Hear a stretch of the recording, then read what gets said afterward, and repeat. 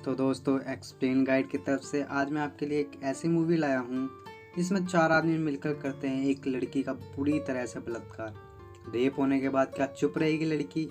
आइए जानते हैं आज की इस मूवी में।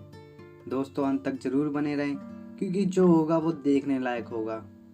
मूवी की शुरुआत में हम जेनिफर हिल्स नाम की लड़की को देखते हैं जो नोवेल राइटर है और उसे अपनी नोवेल के लिए एक शांत जगह की तलाश है जहाँ वो अपनी नोवेल आराम से कंप्लीट कर पाए।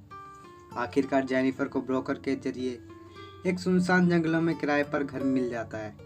वो पैकिंग करके उस घर की तरफ जा रही थी, तभी उसे समझ आता है कि वो रास्ता भूल गई है। रास्ता पूछने के लिए वो एक सर्विस स्टेशन पर रुक जाती है जहां उसकी मुलाकात 3 लोगों से होती है। तीनों उसके साथ फ्लर्ट करते हैं और उसे रास्ता बता देते हैं। वो अपने नए घर में पहुंच जाती है। जेनिफर बहुत आराम से अपनी नोवेल लिख रही होती है, तभी उसे कुछ आवाज़ आती है। जब वो चेक करती है तो उस हवा की वजह से वहाँ का गेट आवाज़ कर रहा था। वापस आकर जब वो अपनी सीट पर बैठती है तो उसके ऊपर वाइन गिर जाती है।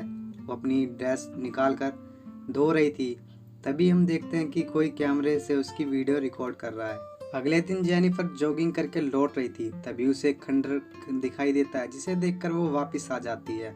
उसके नल से गंदा पानी आने लगता है। वो प्लम्बर को बुलाकर नल ठीक करवाती है। नल ठीक होने की खुशी में वो मैथ्यू को किस करती है। इधर हम सर्विस स्टेशन के उन्हीं 3 बंदों को देखते हैं जिनका नाम जॉनी, एंडी और स्टैनली होता है।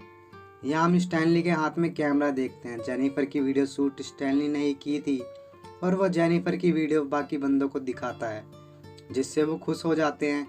फिर मैथ्यू भी उन्हें बताता है कि उसने उसे किस की थी। अब इन चारों के मन में एक गंदी साजिश आती है। रात में जेनिफर आउटडोर का दरवाजा बंद करने जाती है, तभी चारों पीछे से घर में घुस जाते हैं। जेनिफर के घर में आने पर उसे घेर लेते हैं और उसके साथ घिनौने काम करने की कोशिश करने लगते हैं। कैसे भी करके जेनिफर अपने आप को बचाकर जंगल में भागने लगती है। तभी वह स्कॉच से मिलती है। स्कॉच उसकी हालत के बारे में पूछता है तो जेनिफर उसे सब बता देती है। स्कॉच अपने साथ जेनिफर को वापस उसी जगह ले जाता है और फोन कर किसी को बुलाता है। इसके बाद वो जेनिफर को बहाना बनाकर जगह जगह पर टच करने लगता है। थोड़ी देर में वहाँ वही चारों आ जाते हैं जिन्हें स्कॉच ने फोन करके बुलाया था। इसके बाद ये पांचों जेनिफर को गन पॉइंट पर नीचे लेटा देते हैं और सबसे पहले मैथ्यू जेनिफर को बुरी तरह से रेप करता है और स्टैनली ये सब शूट कर रहा था। इसके बाद जेनिफर को जंगल में छोड़ देते हैं। जेनिफर न्यूडी जंगल में जा रही थी, तभी फिर से आकर पांचों जेनिफर को पकड़ लेते हैं। मैथ्यू को छोड़कर इस बार चारों मिलकर बुरी तरह से जेनिफर का रेप करते हैं। ये सब बुरी तरह से जेनिफर को टॉर्चर कर रहे थे। जेनिफर इन पांचों के सामने बिना कपड़ों के पानी में कूद जाती है।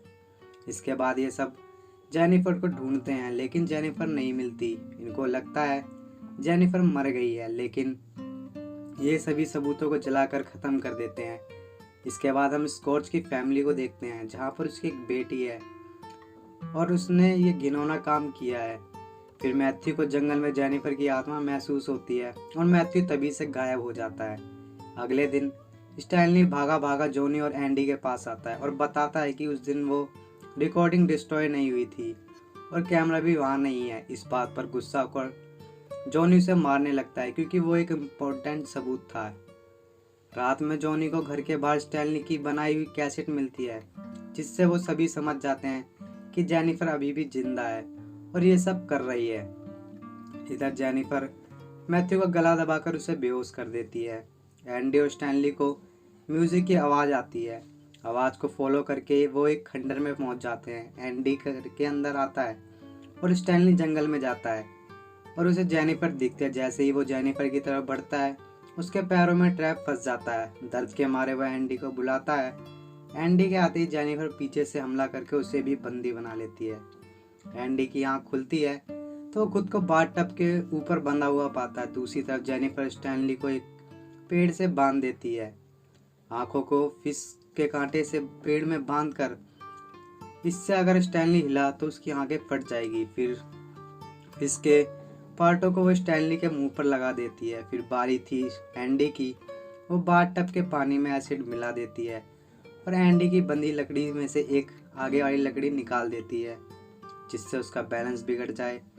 दूसरी तरफ स्टैनली के पास कौओं का झुंड आकर उसकी आंखों को नोचकर उसे मार डालता है और एंडी का शरीर पूरी तरह से गल जाता है और कुछ इस तरह से वो हो जाता है।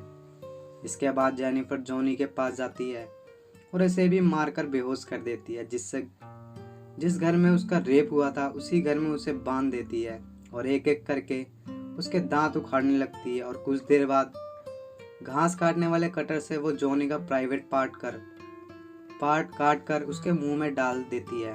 दर्द के चलते जॉनी की भी मौत हो जाती है। फिर जेनिफर स्कॉच की बेटी का स्कूल टीचर बनकर जाती है, उसकी बेटी को किडनैप कर लेती है। जब स्कॉच जंगल में आता है तो जेनिफर पीछे से मारकर उसे भी बेहोश कर देती है। वो स्कॉच के पिछवाड़े पर शॉटगन लगा देती है और उसकी डोर मैथ्यू के हाथ में बांध देती है ताकि जैसे ही गोली चले वो स्कॉच के पिछवाड़े से निकलकर मैथ्यू को भी लगे। इसके बाद वो बाहर बैठकर इंतजार करने लगती है। जैसे ही मैथ्यू को होश आता है, जेनिफर की प्लानिंग के हिसाब से दोनों की मौत हो जाती है।